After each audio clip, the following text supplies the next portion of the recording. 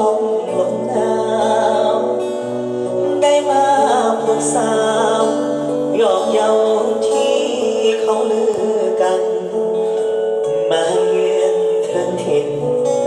ดินแดนแขวงสาละวันอายุนครเวียงจันทน์คิดอยากผูกพันกับน้องแก้วตาสาวอาศัยให้ไปก็บ่ลืมลาสมคำลือสาเมื่อได้มาพบน้องคนดีลูกหลานของแก้วสมแล้วที่เป็นสตรีนับว่าอายคนโชคดีลูกพ่อนาลีที่งามซึ้งใจนาใสเขตใต้แดนสาวันอยากได้จอมควันมาอยู่เวียงจันทน์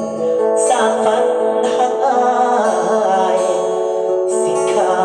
ขายส่งบางพาวอ่อนน้ำบางจับใจ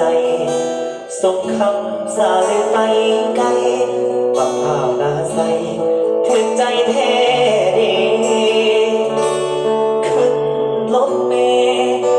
จากลาน้องสาวนาใสขอหากเพียงกายแต่หัวใจฝากไว้กับนาทนคุณอยู่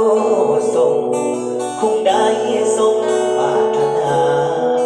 อยากมาอยู่เป็นคู่สีมาอายปรารถนา